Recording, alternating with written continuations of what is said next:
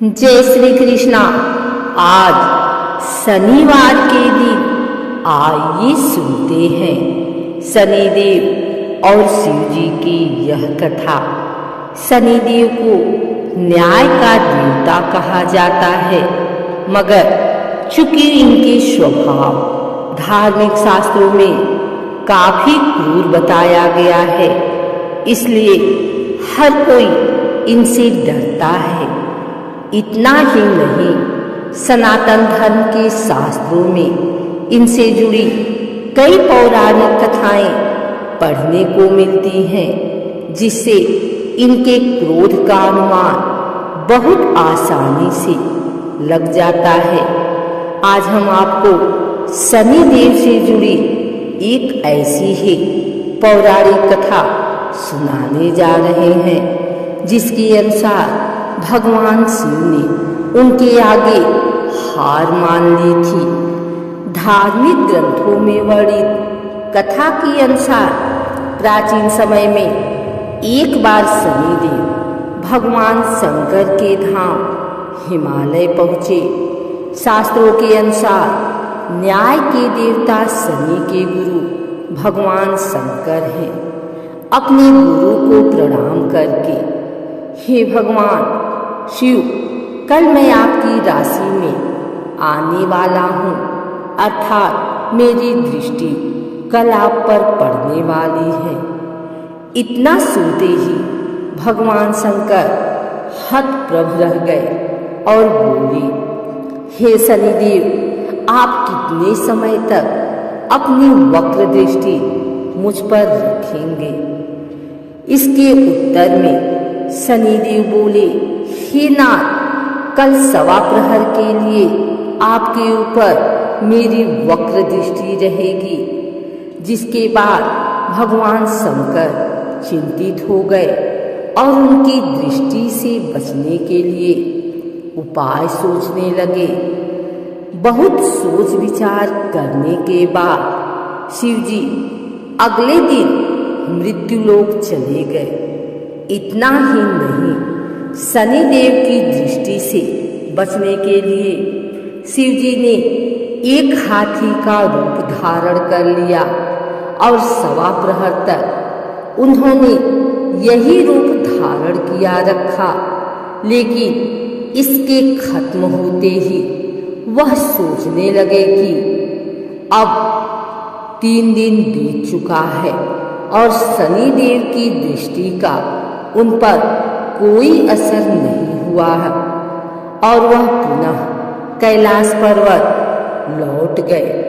परंतु जैसे ही भगवान शंकर कैलाश पहुँचे, उन्होंने शनिदेव को वहीं पाया। शनिदेव ने हाथ जोड़कर अपने गुरु भगवान शंकर को प्रणाम किया। भगवान शंकर प्रणाम का आशीर्वाद देते हुए बोले, आपकी दृष्टि का मुझ पर कोई असर नहीं हुआ। मगर शनिदेव ये सुनकर बोले कि हे नाथ, मेरी दृष्टि से न तो देव बच सकते हैं और न ही दानव, यहाँ तक कि आप भी मेरी दृष्टि से बच नहीं पाए। शनिदेव की यह बात सुनकर भगवान शंकर हैरान हो गए और पूछा, कैसे? तब शनिदेव ने कहा, मेरी ही दृष्टि के कारण आपको सवा प्रहर के लिए देव योनि छोड़ पशु योनि जाना पड़ा, जिसका मतलब आप मेरी वक्र दृष्टि के पात्र बन गए। भगवान शंकर अपने शिष्य शनिदेव की न्यायप्रियता को देखकर प्रसन्न हो गए और शनिदेव को हृदय से लगाया और आशीर्वाद दिया। एक और कथा के अनुसार कश्यप मुनि के वंशज भगवान सूर्य नारायण की पत्नी सवर्णा या छाया की कठोर तपस्या से ज्येष्ठ मास की अमावस्या को शनि का जन्म हुआ। माता ने शंकर जी की कठोर तपस्या की। तेज गर्मी व धूप के कारण माता के गर्भ में स्थित शनि का वर्ण काला हो गया, पर इस तप ने बालक शनि को अद्भुत व अपार शक्ति से युक्त कर दिया। एक बार जब भगवान सूर्य पत्नी छाया से मिलने गए, तब शनि ने उनके तेज के कारण अपने नेत्र बंद कर लिए। सूर्य ने अपनी दिव्य दृष्टि से इसे देखा व पाया कि उनका पुत्र तो काला है, जो उनका नहीं हो सकता। सूर्य ने छाया से अपना यह संदेह व्यक्त भी कर दिया। इस कारण शनि के मन में अपने पिता के प्रति शत्रुवत भाव पैदा हो गए।